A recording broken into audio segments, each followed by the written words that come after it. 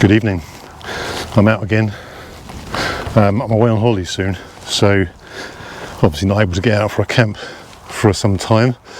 So I thought I'd take the opportunity on this stunning day to sneak out for a quick one. Hope you enjoy it.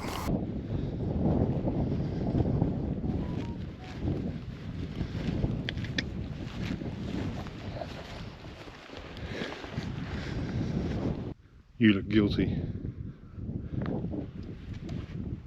Medic! What's a squirrel doing up here? There's no trees. There are no trees for miles and miles. Some over there, a mile away. Where's there? Where's there a dead squirrel? Random. Right, I'm being quite lazy today.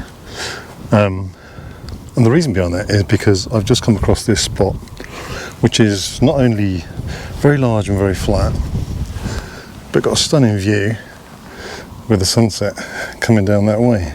Now tonight I brought out my my super heavy duty Fjallraven Abisko Shape 2, which is realistically, it's my winter tent. It's a very heavy duty winter tent. It's the heaviest tent that I've got and the least needed for this trip because it is about 25 degrees and there's no real wind forecast, no rain, so I don't need it.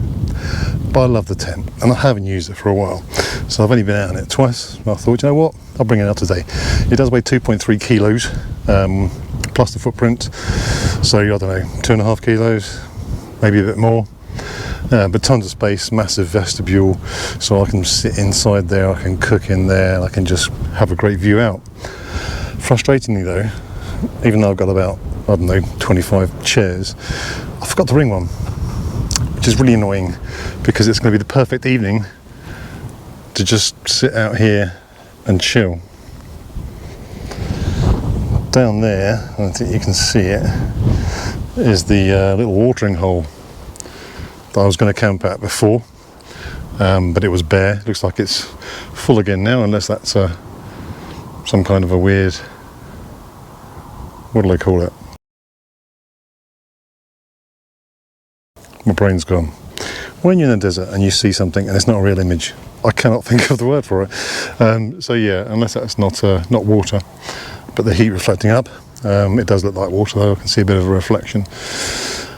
So yeah, that would have been a nice spot to go down to, but I brought water with me, so I'm not trekking all the way down there just because of water. So I'm going to get my tent set up and have a beer, I think.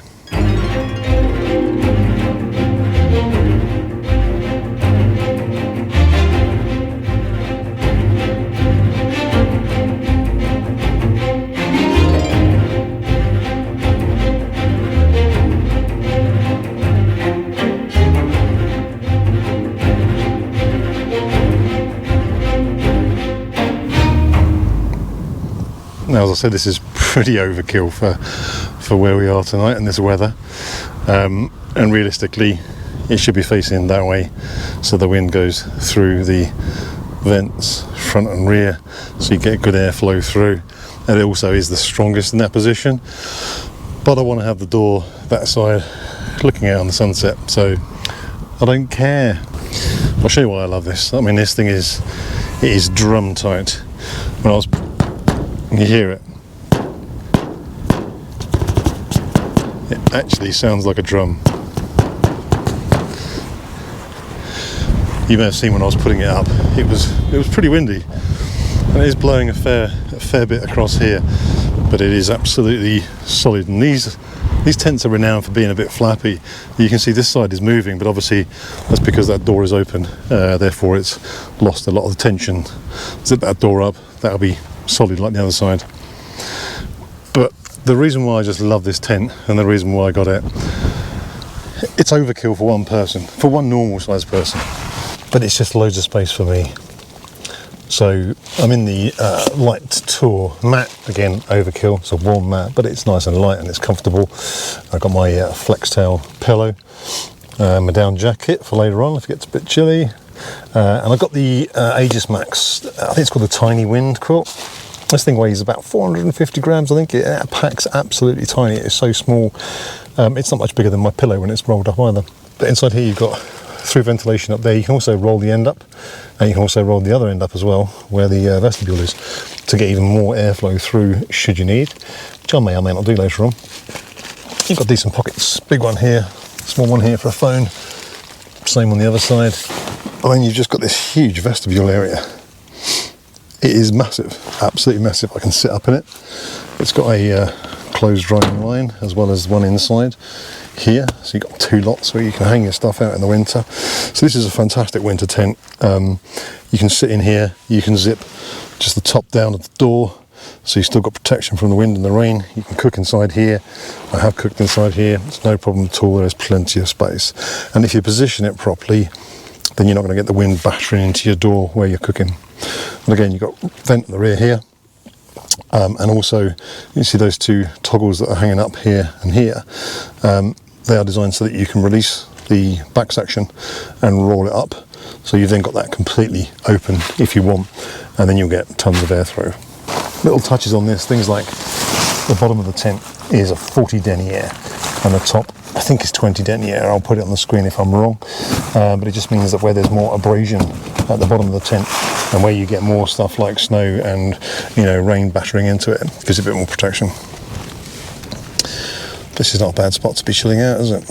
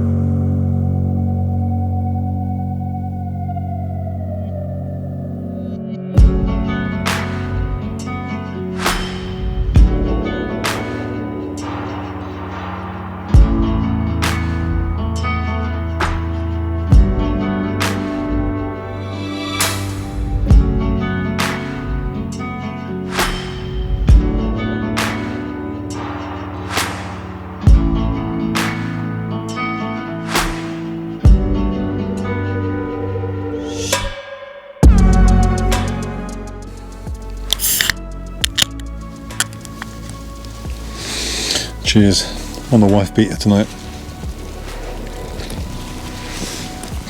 Although I shouldn't show the name of this, according to one of my viewers. I find it a bit weird. I get loads of comments on my videos, and probably 90% of them are great video, lovely scenery, good review, positive. And the other 10%, 9% are constructive criticism, what I call constructive criticism. So someone says, really like that, but I think you should do this, or maybe try this, or I think this was wrong, whatever, and giving the rationale behind it. And I totally take that on board.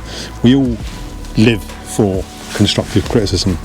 As a child, if a kid does something wrong, you're not going to shout at him for doing it wrong because he's not done it before. You're going to show him how to do it, and you're going to give him help and advice. And no one is perfect. At work, your managers are there to give you constructive criticism, so to help you improve and get better. And I'm always up for that. All comments, good or bad, within reason. If it's constructive criticism, something that they think isn't the right thing to do, I'll take it on board, and I'll take their rationale behind it on board as well. But there's one guy, and I will mention him. His name's Chris Jones, and he has made several comments on several of my videos. Every one of them negative and insulting, basically, like he's trying to start a fight. Now, one of the things I found out recently is if you own a channel and someone makes a comment, if you click on it on your YouTube page, it will take you to their channel, which obviously he has no videos, and it will show you all of the comments that person has made on any one of your videos. So you haven't got to go and search through all of them.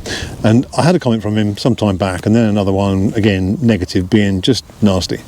I happened to click on his channel, and it brought up all these other comments. And every comment he's ever made on any video of mine has just been negative, and it's not been constructive.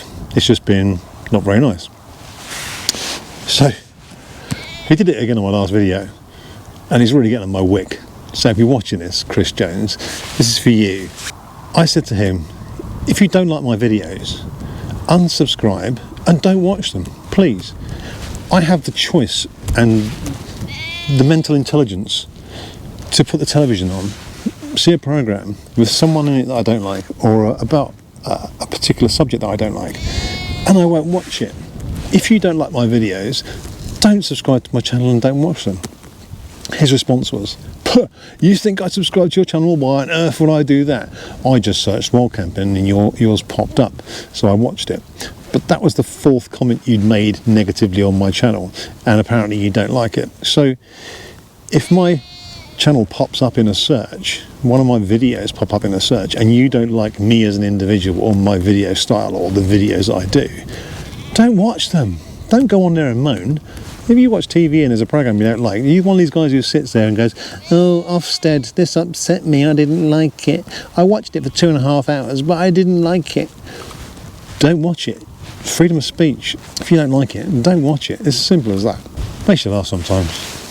I don't like moaning and ranting, but some people just really get on your wick. 99.9% of you guys out there are fantastic, and you comment, and we have a chat, and it's great, and I love it. And that's why I do it, to improve myself, to help other people who are watching that maybe don't know as much about camping as I do. And that's what it's all about. None of us are perfect, but you don't have to pick every single little point that you don't like. It's a bit like someone who complains that a joke or a program is offensive. A joke isn't offensive. It's whether or not you are offended by it.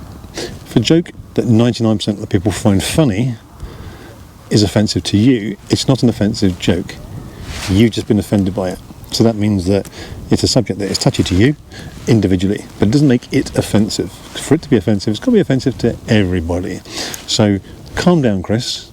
Stop watching my channel. As I said, don't subscribe, don't watch, please, because I can't be bothered to respond to you. Anyway, I went to try and ban him from my channel, but it didn't seem to work. It just deleted all of his comments, so you can't have a look at them of what they were. But he basically moaned, saying that I was promoting everything from the beer I was drinking to the fleece that I said was a good buy at £7.99 from Mountain Warehouse. I think he seems to think that I shouldn't take anything that's branded, otherwise it's classed as a promotion and therefore a review. I think he struggles to understand what a review is. Me going, oh, I love San Miguel, it reminds me of holiday, is not a review or a promotion. It's just me telling you what I think. But tonight I'm on the wife beater. Maybe it's the Chris beater. So I've just been sitting in my tent, chilling out. There's been a lot of people around here today. Obviously it's school holidays, so a lot of people are off. Lots of families hanging around. I was doing some filming earlier on, and a guy saw me filming and then perched on a rock directly behind me and just sat there for an hour, just sitting there, almost like, I'm going to try and ruin your film. So I just switched it off and sat in my tent and did a time lapse in front of him. Makes you laugh, doesn't it? Anyway, I'm enjoying a nice chilled beer. Gonna get some food on in a bit. It's getting near that time. I've only got my usual soba noodles again. Boring, but there you go. A couple of snack bars. Already had one of those. I've got a bit of peckish, and yeah, a couple of cans of Stella. So these are going down nice. Just sitting here, chilling out, and soaking up that view. Absolutely stunning evening. Apparently, it's supposed to get a bit overcast tonight, so I don't know if I'm going to get a star night lapse, which is a shame because I haven't managed to get one in ages. Every night it's either been raining or thick cloud and fog and mist, so fingers crossed. It looks pretty clear at the moment. There's a few scattered clouds dotted around, but fingers crossed, we shall see.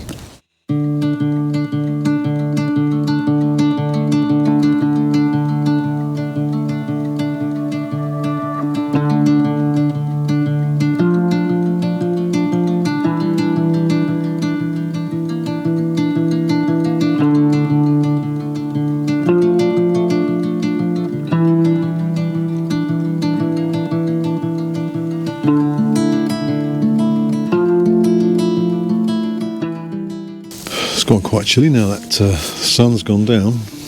Beautiful sunset though. Absolutely stunning evening. There's a little bit of a chill breeze coming across here, but it's nice. It is really nice. A very chilled evening. Soba pot noodles. I've said it before, I'll say it again. If you haven't tried soba noodles, give them a go. If you like noodles, these are the best I've come across. And the big pot, you get loads in it. There's plenty, fills you up. I don't go hungry and I'm not small, so it should work for most people. So I did a short video on this Soto cookset, which is this one here, and I'm loving it. It comes with a 750ml titanium pot, no handles on it, but you do get a little pot gripper, comes with it. You also get this double-walled cup, so that's just like warm now, but it's got my boiling hot coffee in it. And again, both of these come with their own lids, and you can take that out if you want and have 2 cups. So if you've got someone else with you, then you've got 2 individual cups as well, but everything fits inside it. So my X-Boil titanium stand with the leg stands for the pot, my Descati stove, my spoon, everything fits inside here except for the lighter. I've got quite a long lighter, that doesn't fit in there. But even a small bottle of fuel, you could get a 30ml bottle of fuel inside there as well, which will get you 1 cup of coffee or maybe 1 meal out of it. But I just keep this fuel, which this is my 3rd camp using this bottle, and I'm not even halfway down yet, so I always take too much. But it's a really cool little setup. Very light, very compact, even got its own cosy, so if you want to keep your food warm while it's inside a pot, it goes in there. Pretty cool little bit of kit. So I've got this from Outdoor Gear Essentials. I'll put a link in the description below if you want to order one. They're not the cheapest thing in the world, but they're not ridiculously expensive either, and it's a really, really decent little setup, and also you can separate it out. So if you want to go ultralight, you can just bring the 750ml titanium pot with a pot gripper and not bring the cup, and everything fits inside there as it would do in your normal 750ml pot.